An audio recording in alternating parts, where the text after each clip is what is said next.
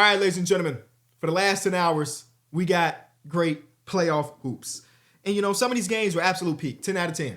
I don't think any of them beat the WrestleMania main event, but you know what I'm saying? We just got straight up great hoops, and I'm going to try my very best to give my initial reactions / overreactions to the first 4 games of the playoffs.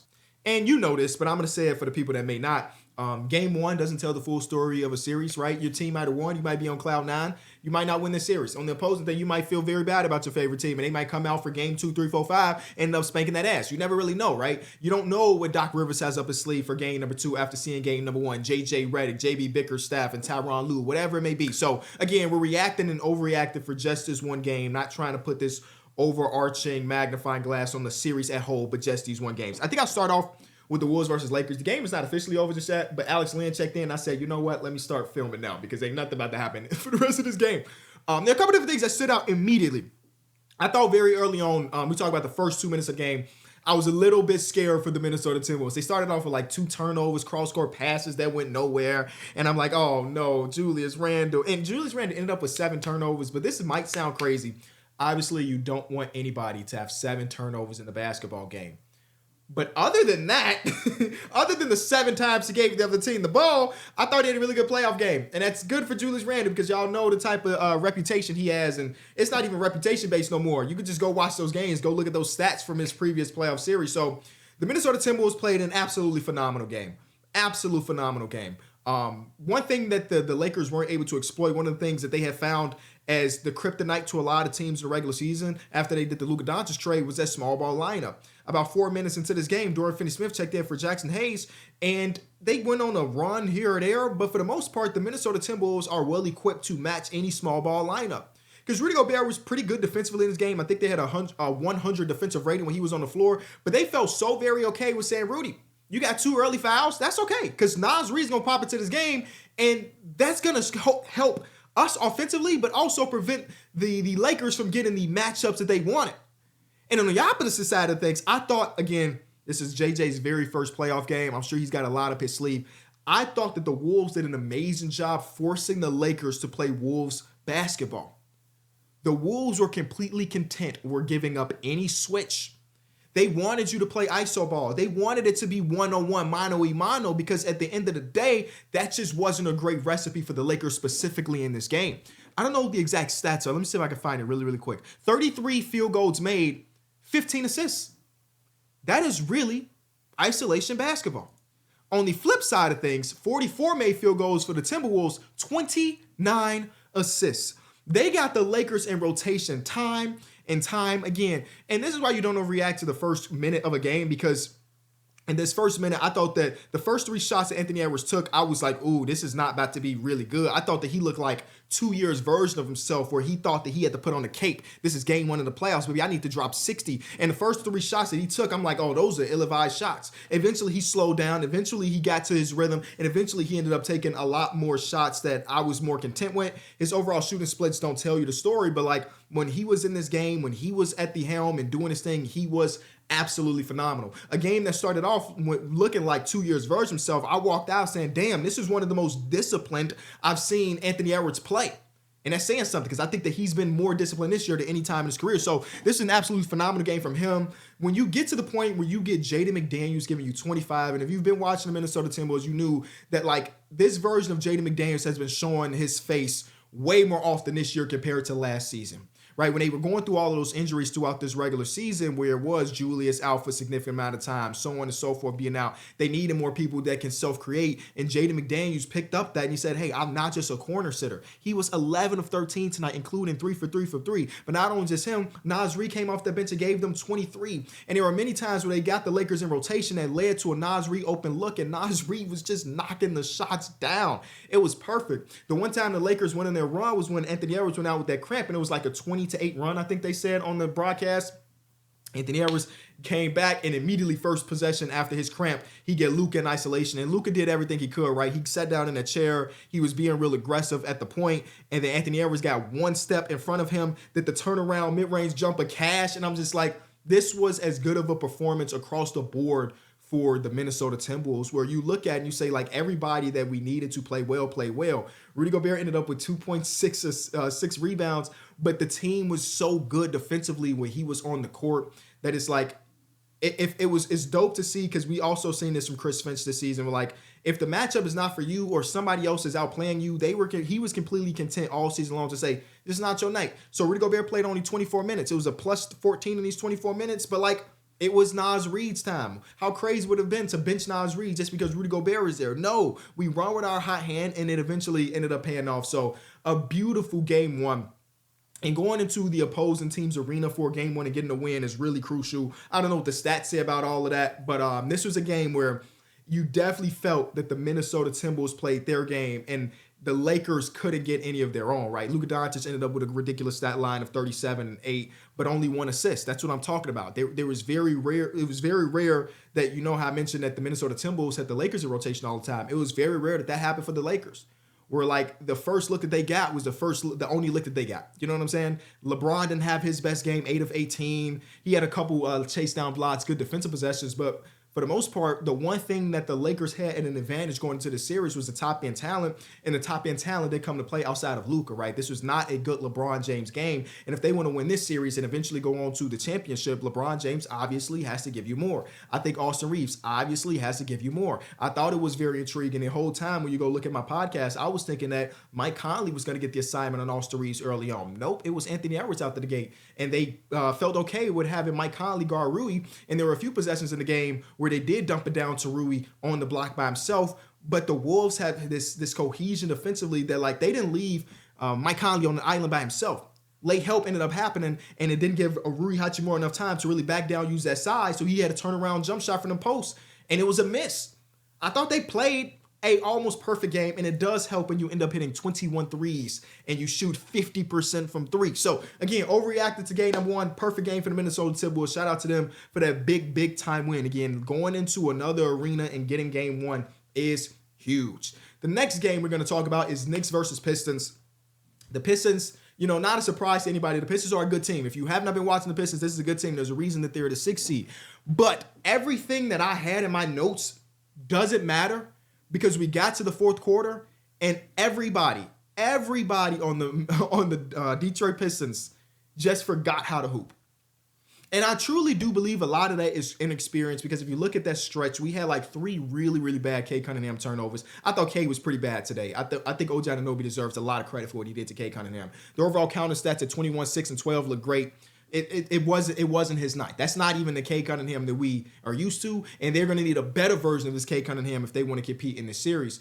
But when we get to that 21-0 run, we got like 3 bad turnovers from Kay Cunningham. We saw Asar Thompson have a few where it's just inbound passes just lazily thrown up, and Karl Anthony Towns gets it and goes. And 21-0 run is just insane. I think somebody had the stat, this is the 4th time something like that has happened in modern basketball. The only guys, and you talk about experience versus inexperience, this is a prime example. The only guys that I deemed to have a good game for the Pistons were the vets. Tobias Harris, I will say this, it sucks to waste a Tobias Harris performance like this. Tobias had like 17 points in the first half. He averages 13, and he ended up with 25. You know, like in my mind, when you have a role player like Toby have this mind-blowing of a game, you really need to capitalize on that, because you don't know if you're going to get that level of production from Tobias Harris again for the rest of the series. But Toby had an amazing game. Malik Beasley hit some really big shots, specifically early on. He ended up with 6 threes. Tim Hardaway Jr. had a really good game. But that was it. The vets. Kay Cunningham, lackluster performance. Jalen Duren, man.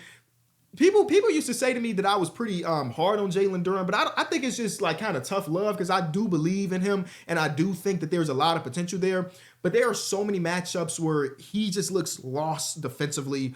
Tonight was one of them nights, man. He was just, I didn't like many of the stuff I saw from Jalen Duren. It was pretty bad. And then, of course, when you add on the foul trouble, you struggle to stay on the court when you're one of the most important guys. So he ended up having a struggle of a game. Asar Thompson didn't have a great game. And then Ron Holland came in. He jacked up a 3, and I was like, get his ass off the court. And then they got his ass off the court. On the flip side of things, you know, the Knicks, I'm going to give credit to a lot of different people. First of all, OG Anunoby deserves most of the credit. And I know that he ain't got the craziest stat line like a Jalen Brunson, who tweaked his ankle that came back. I think Tom Thibodeau made the joke that we went back to the locker room. He went to go get a cake. That's a good joke.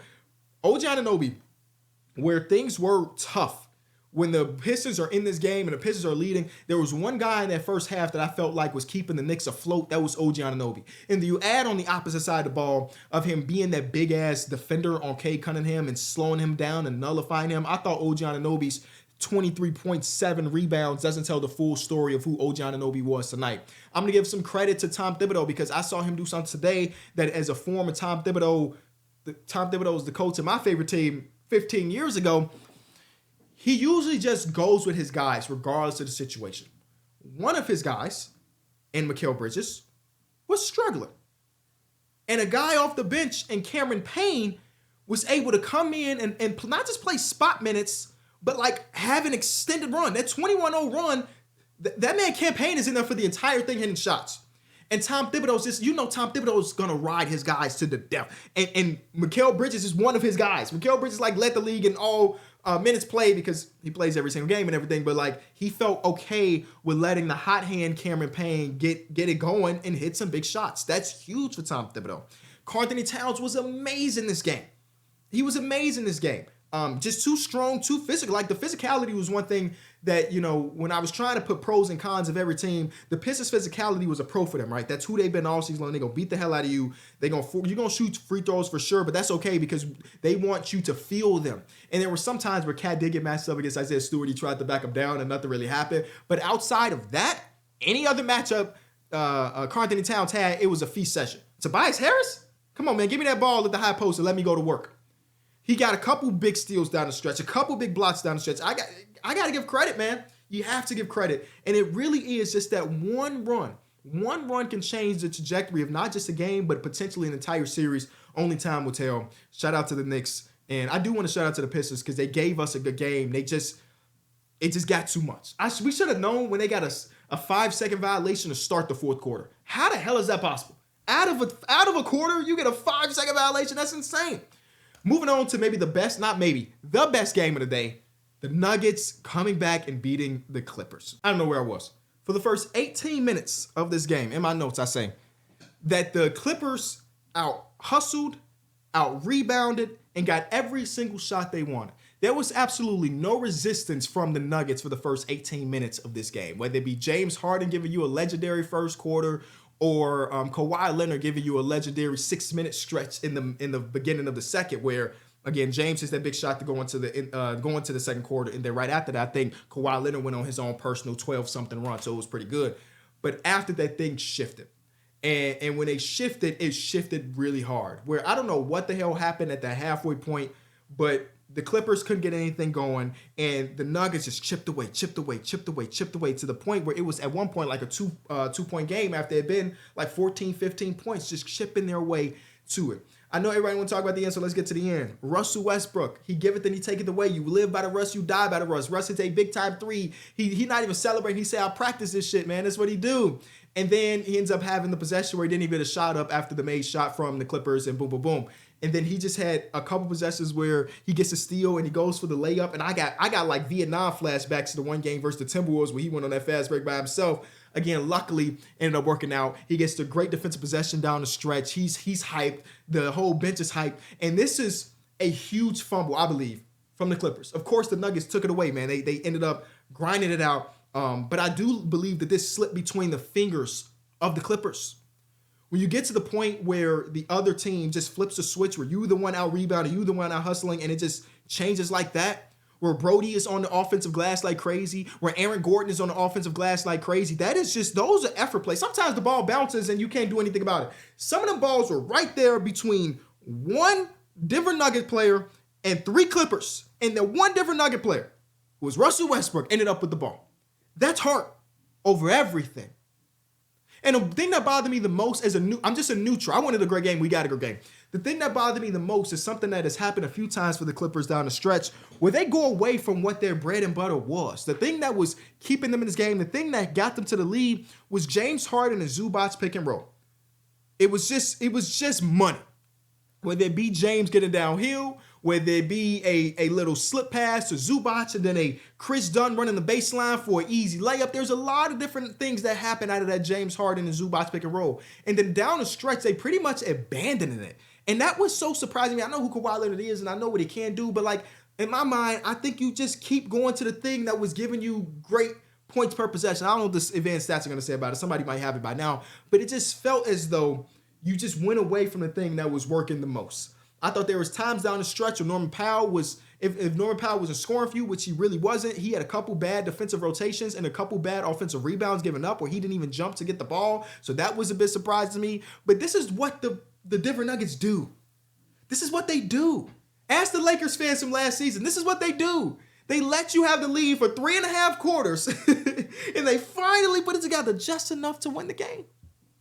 The best in the world was the best in the world. And that's saying something because I thought that Jokic missed a couple really, really easy bunnies. The shot that we like, one of the reasons why Jokic is so special, and there's a lot of reasons why he's special, is that his go-to shot goes in 65% of the time. Right? When you think about going down the stretch, you talk about clutch performances and so on and so forth. The reason why Jokic and maybe the clutch player of the year or the runner-up to clutch player of the year is that the shot that he can generate for himself where he's 7 feet away from the basket, that little push shot, goes in 65% of the time. I thought he missed like 3 of those today alone. And mathematically speaking, that's not normal. Jamal Murray struggled for the majority of this game. Shout out to Chris Dunn, but hit a couple big shots during that run. Aaron Gordon deserves so much flowers for how he performed today. And also, Adelman. What coach is in game 4 of their coaching career and has the balls to bench a staple on his team? Michael Porter Jr. just straight up benched. Nah, Russ is a better option. Whew. It's a dangerous game you play, but it worked. Russ was the better option down the stretch. That hustle, that heart, that corner three-point shot, that defensive intensity, that is what they needed down the stretch. So I wanted to tip my hat to an undefeated NBA coach, I think. I don't think he's lost this yet. So yeah, that was one that if you're the Clippers, you probably feel terrible about because you had an opportunity to go on the road, get a win, and now you got to hope to do it next game. And the last one is probably the least interesting of them all, and that was only because the Pacers spanked that ass. We did get to the point where the Bucks went on a little run down the stretch there when the Pacers went on. I think every single one of these games, one of the two teams went on a 5-minute stretch where they couldn't score. Every single one of these games, and it happened to the Pacers like end of the third quarter, beginning of the fourth. It's kind of blended. That was 8 hours ago now. It was a long time ago. But other than that, they were great. Pascal Siakam, again, I continue to give him praise because whatever you need him to do, he'll do. And it's very reminiscent of how he started off the playoffs last year, where it's like, I could give you 25 and 7. That's pretty easy to me. Tyrese Halliburton did not have a great shooting night, 0 for 7 for 3, 3 for 13 for the field. But boy, did he pick apart this team left and right, left and right, left and right. Like, you know, the one thing that was pretty interesting about the post-Dame injury when they went on that, I think they started off 8-8. My fault for the Discord call. I mean, people just joined the Discord. I'm sorry. The one thing about the post-Dame injury, I think they started off 8-8, and then they went on that 8-game winning streak. And the 8-game winning streak was behind or backpacked by an amazing offense. The defense was still a struggle, right? And you saw that today where it didn't matter what type of looks defensively they threw at the Pacers. The Pacers just capitalized. When they went on that little mini stretch where they were playing zone, the Pacers just picked it apart. Miles Turner was phenomenal. And I think I said in my podcast episode, one thing that's going to matter a lot is like how many open shots Miles Turner's can hit. And today, it was 4 of them things, 4 3-pointers made. Andrew Nembhard continues to be a playoff riser from the 5th or 6th most important player on the team. And one thing that was pretty interesting to me and super fascinating was the defensive intensity from Benedict Mathurin. I guess I wasn't really used to seeing him get in that chair as much as he did in this game.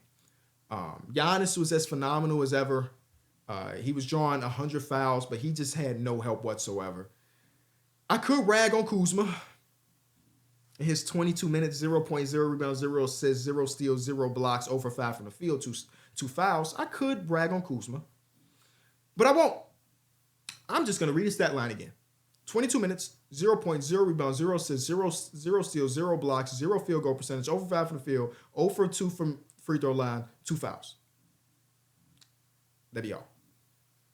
I did like to see that Damian Lillard and Tyrese were yapping at each other a little bit. I like that considering he might be back for game number 2, is what Shams Charania said. So I'm excited about it all.